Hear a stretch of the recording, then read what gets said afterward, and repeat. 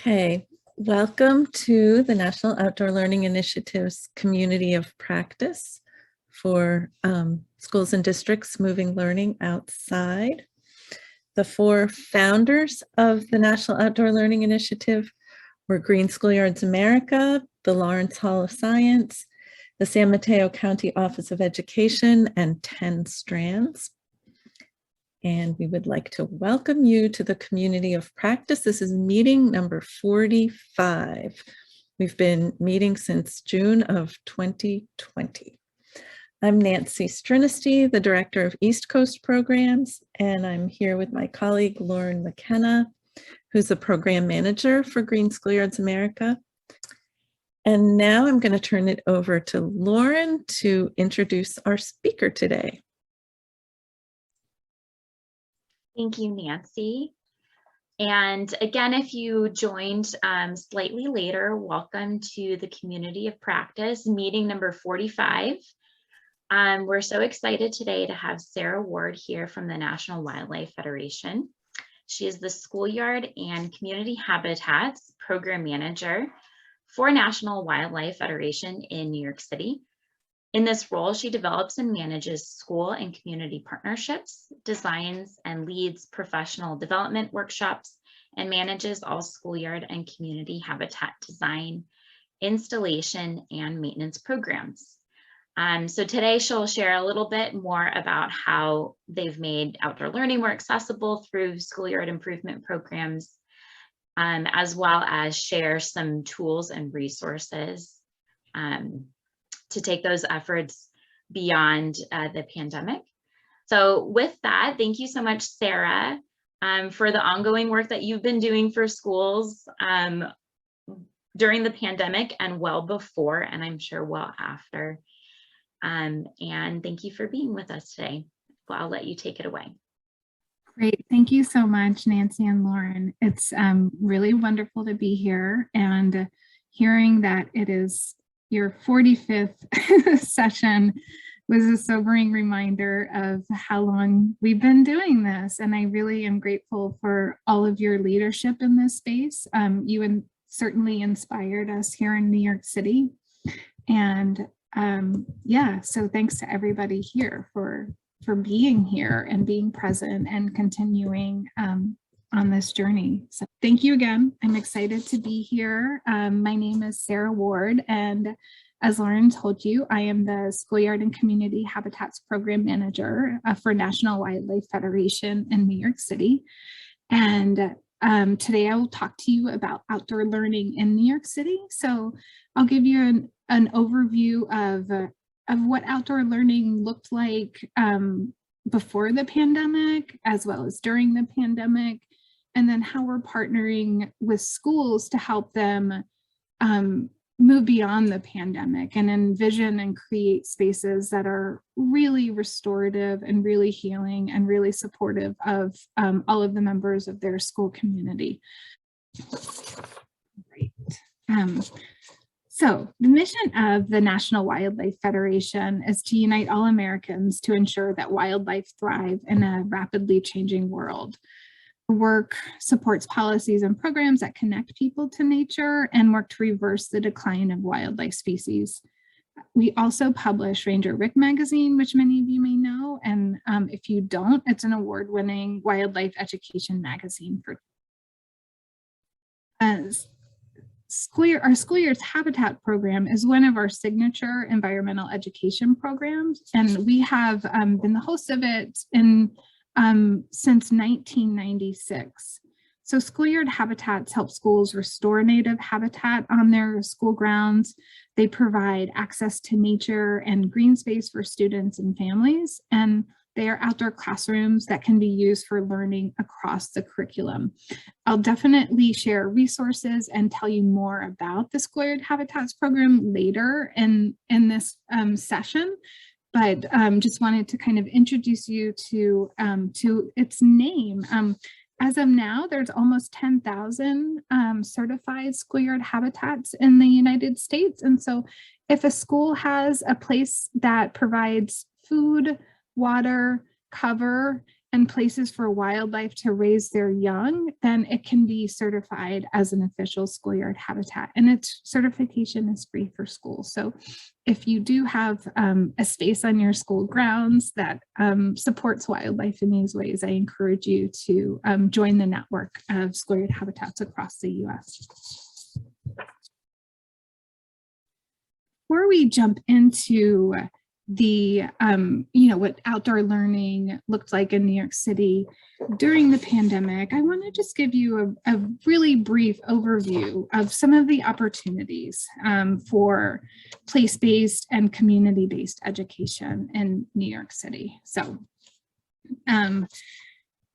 so really, it's a little bit cliched, but New York City is a classroom. New York City has abundant community and cultural resources that are wonderful to bring into curriculum, to bring students out into the community to study. So there's opportunities to explore the communities, to connect with people, to understand all of the different cultures and cultural histories that of all the people that live in New York City. There's abundant historical resources and places to explore. And of course, there's also the built environment that is a wonderful, wonderful lesson for students if you want to incorporate place-based education into curriculum. So you can simply walk around the block like the students and teachers are on the left photo here, and you can explore the neighborhood, you can explore street trees, you could look for insects, you can go on,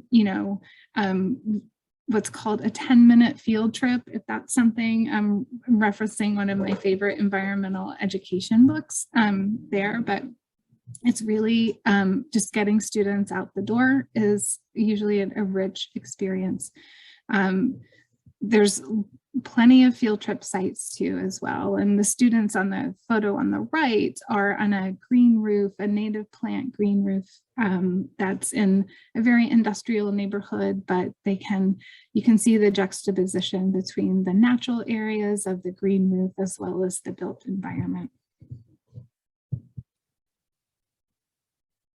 In addition to all of the community and cultural resources that are great to explore in New York City, there's also a lot of opportunities to explore the urban ecology of New York City.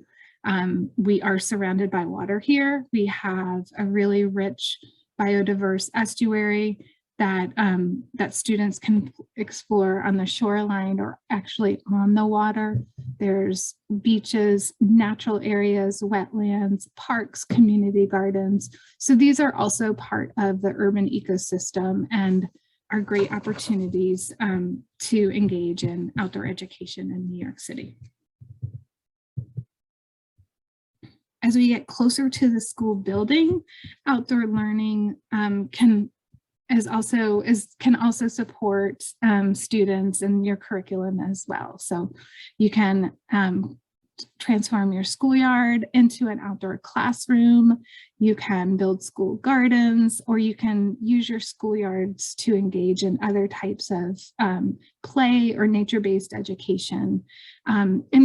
And of course, in New York City, we're a little bit obsessed with real estate and with space. So these are some of the challenges that we often find in building schoolyard habitats or building outdoor classrooms, is that we often have to be creative, but there's still opportunities. It's definitely possible in the ways that we use our space to create these outdoor learning environments.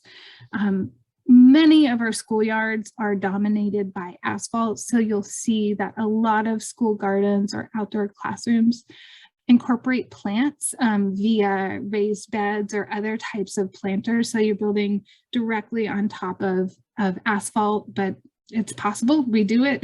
We build beautiful spaces this way, and you can grow all types of plants this way. Some schools are a little bit more fortunate, and they may have yards or soil-based landscapes. And so like the middle photo here that you're looking at, you can incorporate shade structures, pergolas, or other types of infrastructure to really create a really remarkable learning environment that can also function as a rainwater collection system. I don't know if you can see the rain barrels behind the students there in the middle photo, but the roof of the pergola, they harvest rainwater off of that and are able to incorporate that into the garden. And the photo on the right is just an example of how you can really create outdoor classroom rooms, create pathways, and to really like create the space for students to interact with plants, to grow plants, and to really turn it into a classroom outdoors. Here are a couple of other examples of types of gardens or outdoor spaces that teachers and schools use. The photo on the left is, it's kind of hard to tell from this photo, but this garden was just, we installed about like 2 to 3 feet of soil directly on top of the asphalt. So, and created this, it's about a 20 by 12 space. I can't remember the dimensions now. So you're just kind of like essentially turning it into a green roof, but it's really like on the ground. So you can put the soil there and then plant directly in the soil. And this was part of their schoolyard. And then the photo on the right, you'll see that you can create a classroom or a garden, and in even the tightest spaces, you can use mats for seating or sit on the ground, and students are really love the opportunity just to be outside during all seasons.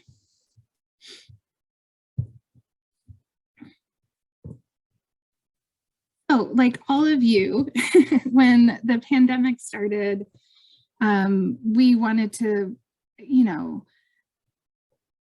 pivot to how we supported schools as we were learning more about COVID-19. We knew that it was safer to be outside, and so as students returned to schools, especially during the 2020 to 2021 school year, we really wanted to be able to support schools in New York City to safely take take students outside. And we all know this by now, but there's many reasons to create outdoor classrooms. But in particular, during the pandemic, it was safer to be outdoors. There were physical, social, and emotional benefits for teachers, for students. And so the risk of the virus transmission was lowered if we were outdoors. The fresh air and oxygen helped boost children's immune systems, and then all of the other benefits of just being outdoors, and including stress reduction, physical movement, reduced screen time. Is often a place to safely socialize for students. And so many of our partner schools created outdoor spaces for students, or wanted support to be able to do that. And so as this was happening, and as even Green Schoolyards of America started to host these meetings with hundreds of people from across the US, in New York City, we wanted to resources that would support schools here. And knowing that sometimes navigating some of the policies or of New York City could be a little bit challenging. So we got together with many partners and across the city, environmental education, nonprofits, and teachers, and school garden experts to develop what we call the Outdoor Learning Toolkit. And here's some of the contributing partners who added resources and edited the toolkit. I'll show you what's in the toolkit here. So yeah, so we really wanted to create a very practical resource for schools. So how really focusing on how to create an outdoor classroom, how to take students outside for learning. So this toolkit, we don't really focus on like what to do outside. So it's less focused on curricular content, but really just sort of like, how can we do this? How can we safely take learning outside? And so this is the toolkit is free, it's online. I'll drop a link to it at the end of this presentation. But this is what's the contents that are in the toolkit. We go over the benefits of outdoor classrooms, as well as like the importance of identifying outdoor learning goals. And then a lot of the really practical resources. So where can you set up sites for outdoor learning? Some schools have school gardens or play spaces or rooftops. These will all be places that could be transformed into an outdoor learning environment. The New York City Department of Education also streamlined some of their policies so that teachers could easily take students to parks and community gardens. So typically this requires a permit. So the New York City Department of Education developed their outdoor learning initiative, and they streamlined these permits so that you could easily take a class to a neighborhood park, or you could set up spaces to learn out there. They also closed down streets. So schools that didn't have a lot of outdoor space, or maybe needed extra outdoor space for recess or for lining up at the beginning of school, so they could close the streets to car traffic and then utilize the streetscapes for that as well. Again, we really emphasized health and safety for everything, knowing this was like before vaccines, before we really had, we were still just kind of navigating that first year back to school. And these are some examples of how schools use the toolkit and set up spaces for outdoor learning during the pandemic. The first thing that we emphasized was just to move activities outdoors. You can set up lunch outdoors. You can just bring your class out to the play yard, and many students are comfortable enough to sit on the ground, and so you could just teach a lesson out there. PE and music classes and art classes were a natural fit for taking outdoors. Schools use gardens and green spaces and community gardens. So these are existing spaces that they had to take students outside, or to incorporate environmental education into their curriculum, or natural play areas as well.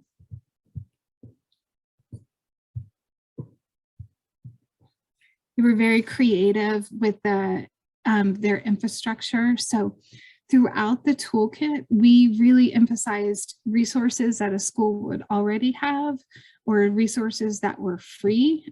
So knowing that schools didn't have funds to work with to set up these spaces, how could they do it? And what was the easiest way they could do it? They could take existing furniture outdoors, like this, like the photo on the left, where they just set up benches around a tree, and that's an outdoor classroom space. They can use existing folding tables or other types of portable furniture that you might already have in the school building. You can use milk crates as seats, or 5-gallon buckets as seats. Those are all really creative uses of infrastructure to set up a classroom outdoors. And then here's a little bit more about the street closures. So yeah, you could, I'm saying street closures, but it's also open streets. It depends on, it's open to people close to cars is really what it is. So many schools were able to do this if they lived on if their school was adjacent to a street that didn't have a bus line or other factors, they could open the streets for recess or to other activities.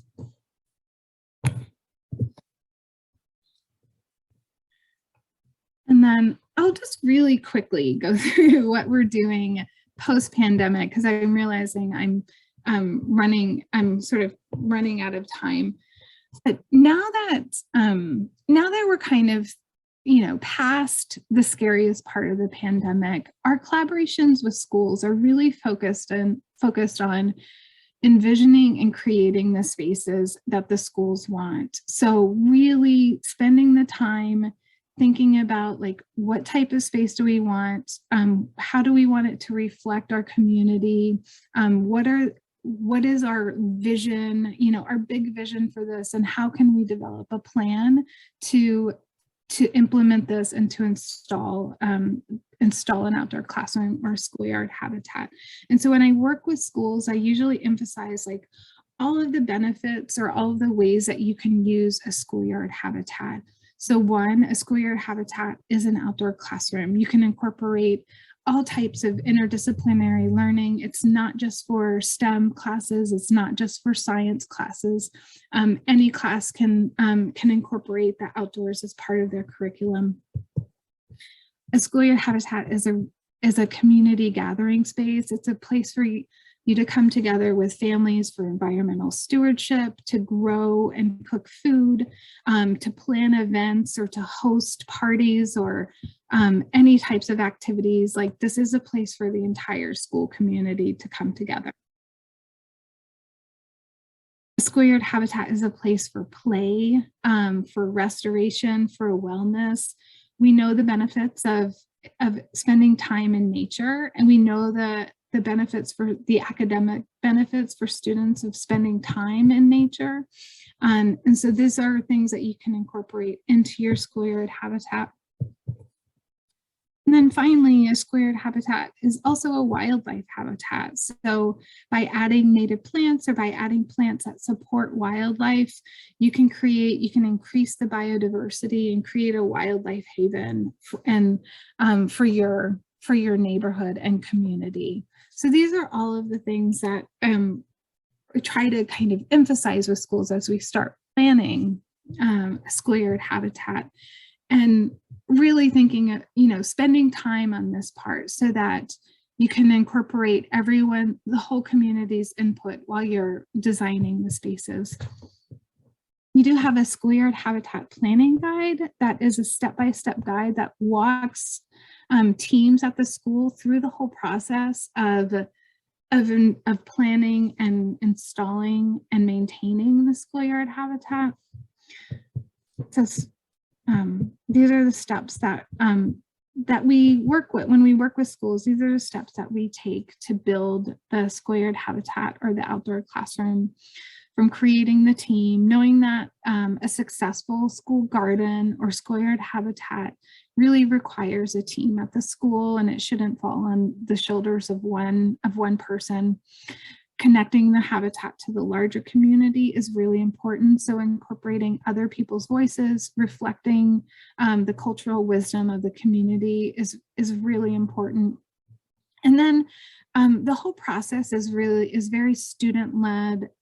All of the activities in the planning guide are STEAM-based, so that students really become the landscape architects, the engineers, and the designers of the space. So they're out there conducting site inventories, they're taking measurements of the site, they're understanding the topography of the site, the sun and the shade of the site. These are all things that students lead as part of the process.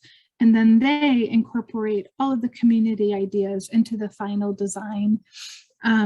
And then, bring the whole community together to build the schoolyard habitat and to celebrate, of course, always celebrate the hard work.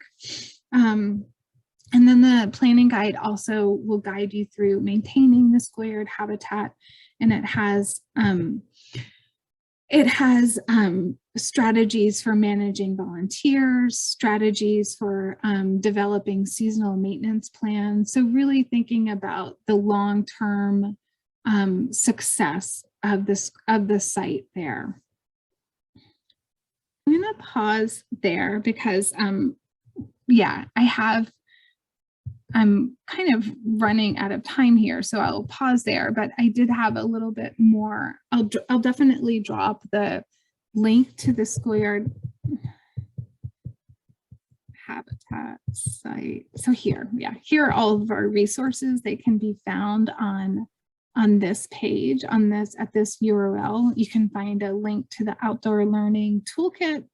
You can find a link to the free schoolyard habitat planning guide.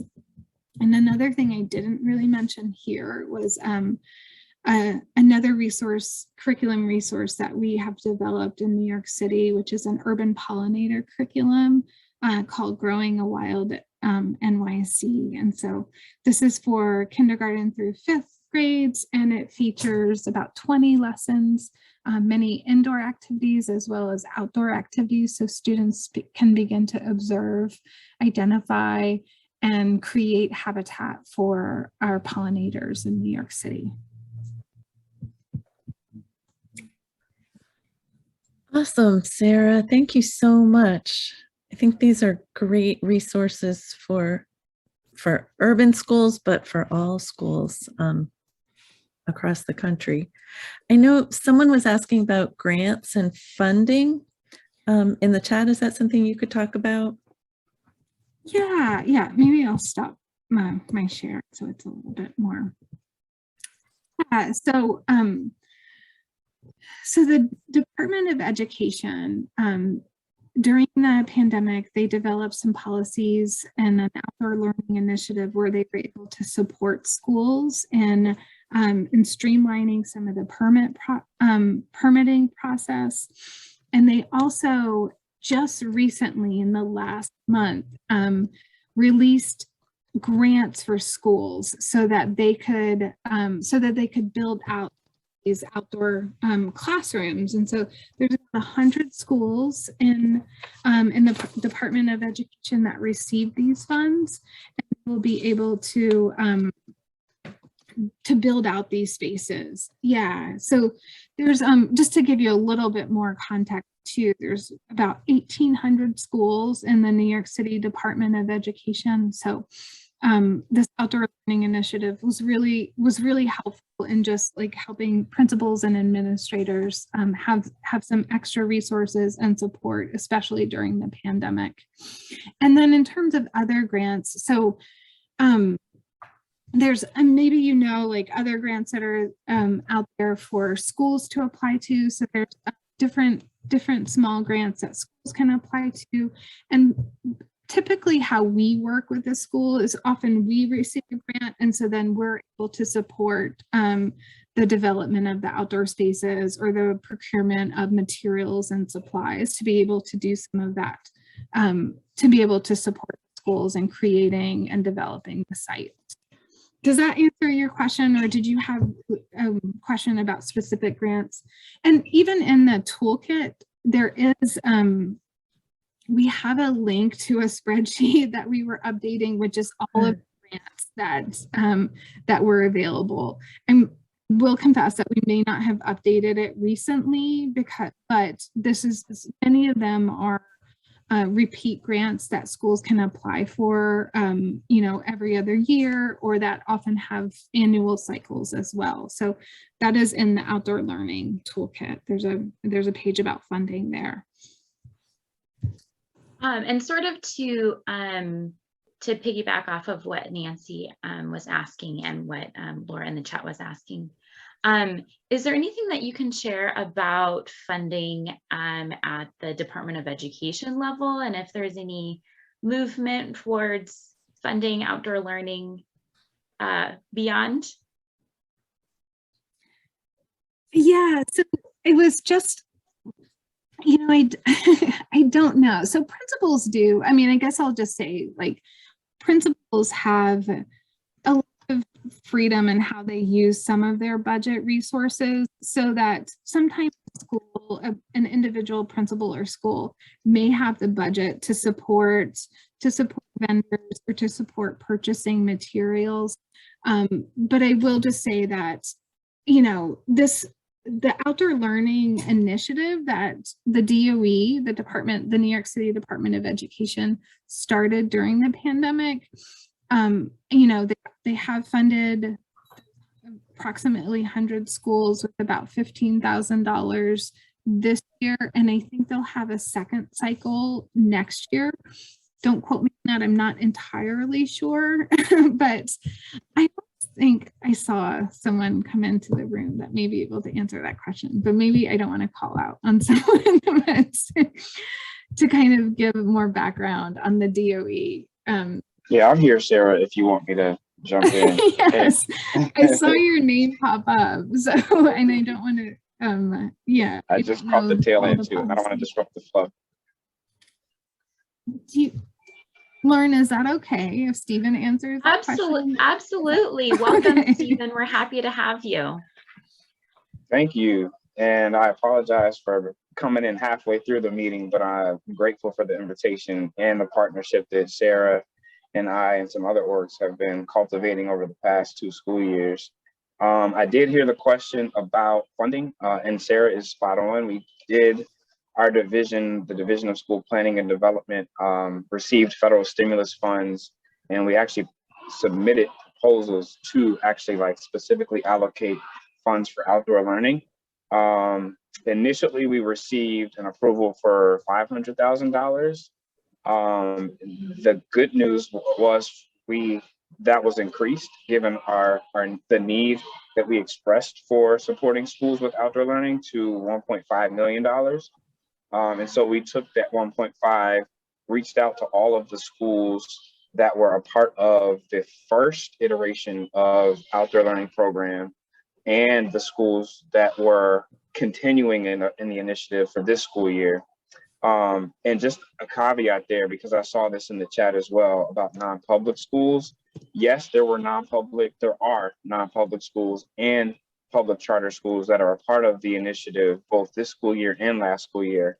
However, since these funds are federal stimulus, they can only be purposed for traditional public schools.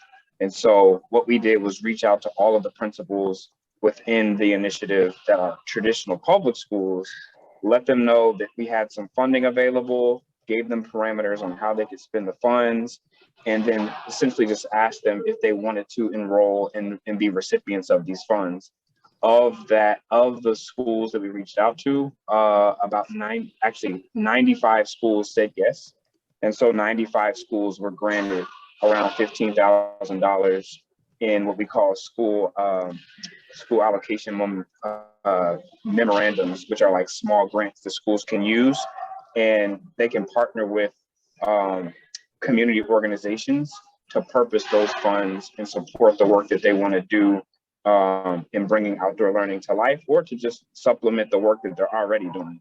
And so Sarah and National Wildlife Federation and about a couple handfuls of of other organizations were on a list of suggested vendors that we sent to principals based on what we know, like the vendors that we know are doing this outdoor learning work, and just word of mouth, the vendors and organizations that people have been saying, oh yeah, like principals are saying, we've been working with this group.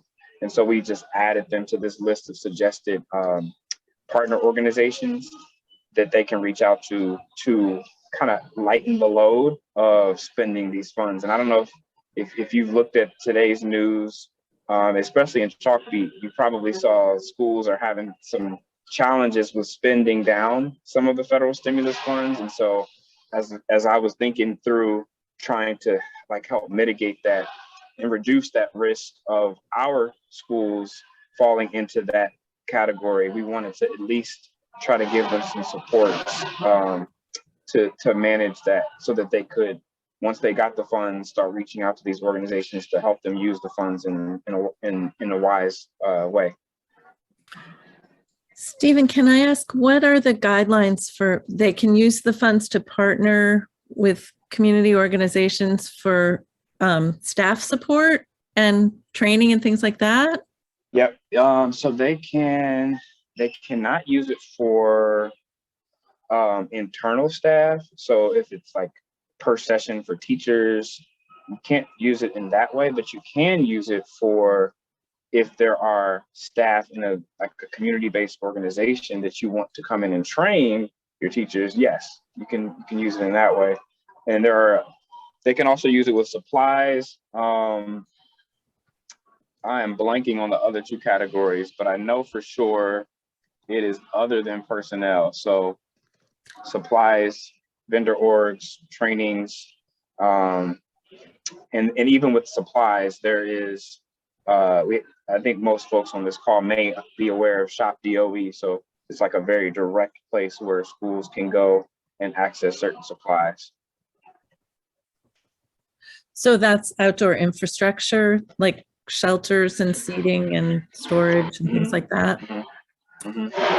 What they can't do, and this is more of like a DOE policy, is you can't create, so like rooftops, there are some restrictions on rooftops because the category of what is capital or what is like construction and then what is supplemental can be, there can be a fine line there. But we're happy to offer guidance and clarity for these schools that have questions about what's approved and what's not approved. And then of course, like their superintendents and BCOs can support with that as well. That's very exciting. Yeah.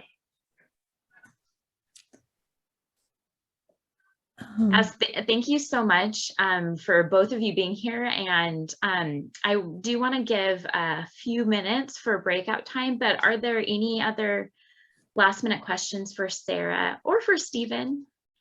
Someone is asking about, what does $15,000 actually buy? And are there any examples of how that kind of budget is spent?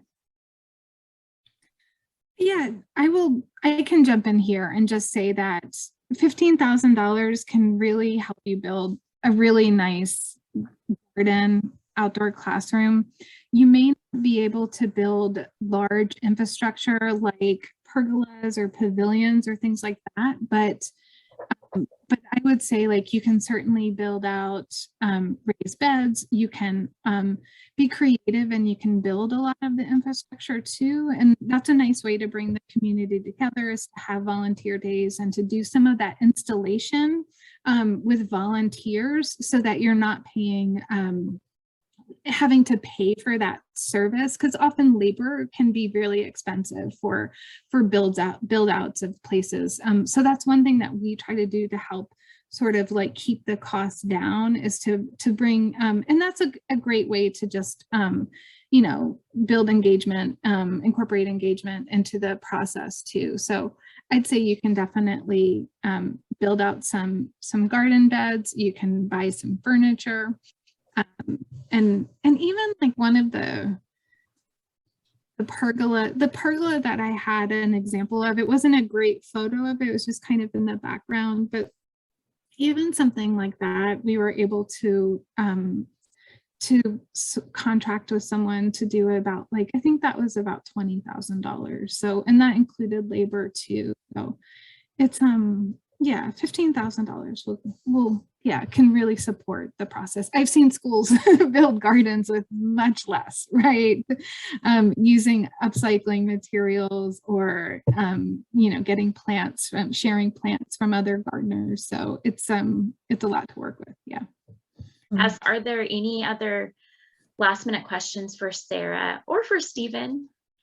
Someone is asking about, what does $15,000 actually buy, and are there any examples of how that kind of budget is spent?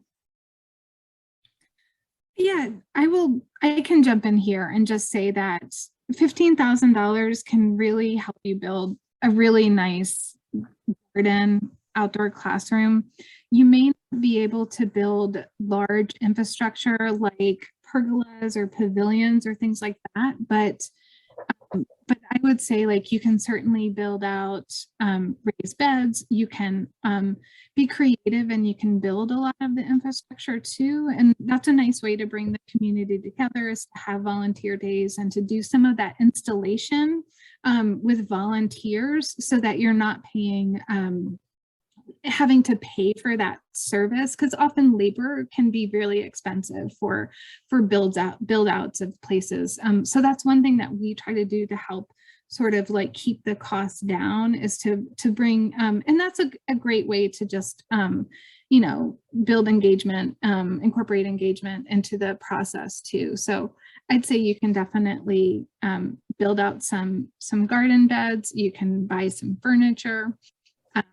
And even like one of the the pergola that I had an example of, it wasn't a great photo of it. It was just kind of in the background, but even something like that, we were able to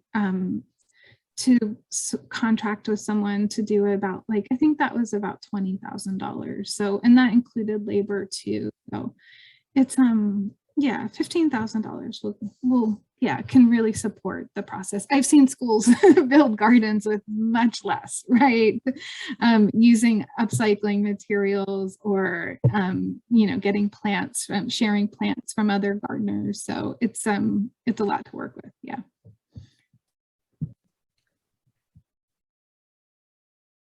Oh, about kids being outdoors on cold days.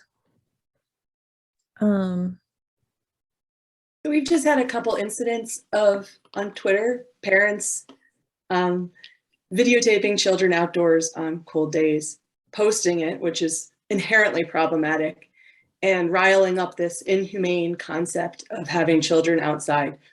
Ironically, typically our largest, and I use this word very intentionally, trolls on schools must be open no matter what, masks must come off. So it's becoming co-opted, I'm worried, in that kind of parent choice, that weaponizing of choice. And so I'm just curious if you've seen that in the New York City area, and if so, have you had any success with responding to it?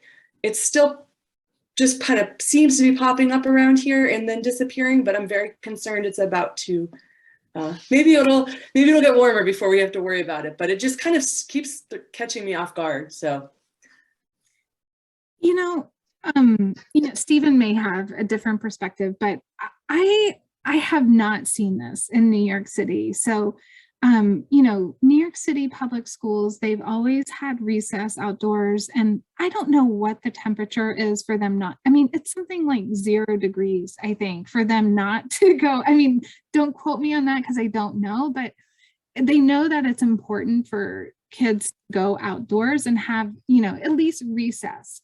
I understand how, like, being outdoors, you know, if you're just going outside to sit for a class when it's during cold temperatures, that can be really challenging for students. And I would just say that if you are a teacher and want to take your students out in really cold temperatures, to incorporate movement and other types of exploratory activities, so you're not just, the students aren't just sitting still. So, and to be clear, this isn't the problem from the teachers in the schools. Like, this is community attacks on the schools doing it right. So that's what we're starting to struggle with a little, just popping up. So these aren't the actual people doing it or the kids going out. They're loving it. The teachers are loving it. The schools that have done it throughout this past winter have succeeded in keeping their numbers down. So it's more of this manipulation of what's happening to kind of rile up anger in community perception. And that's just, but it sounds like you may not be experiencing that, which makes me feel envious. yeah, I mean, it's a really big school system, so there may be pockets of that or isolated incidents, but as like sort of a whole, I haven't heard much about that or seen any reports of it, thankfully. Yeah, I'm sorry. I feel better. Yeah. That's okay. I'm glad it's not growing.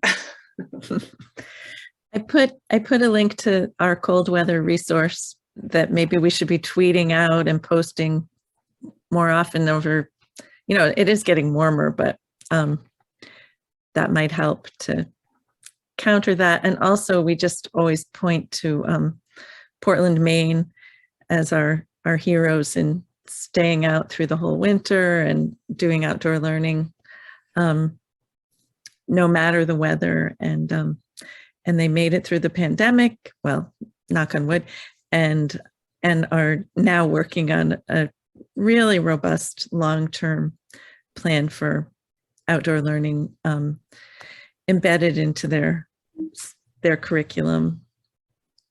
So one of the questions that I was going to pose during breakout room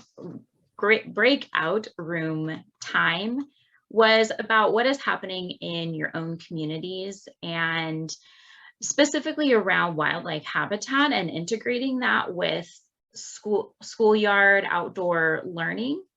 And if there's any examples that either Sarah or Stephen or a participant wants to share of a success story. I am in New Haven, Connecticut, and we actually, I work for a small nonprofit, but I work with schools across the city, public schools across the city, building school gardens and outdoor learning spaces at the schools, and then sending educators there to work with students. And we actually have several of our school gardens are NIFWF approved, whatever the word is, certified schoolyard habitats. So we work in a number of habitats, and one of our schools is super engaged, and they've got some amazing work going on. And they've almost put us out of a job, which is kind of exciting. So I feel like, to me, that's the success story, that they're doing everything on their own. I mean, I still send an educator once a week to them, and that's their favorite part of the week. And they have been going outside and using their outdoor learning spaces for all sorts of things all school year. They were actually closed most of last year because that's what happened in New Haven.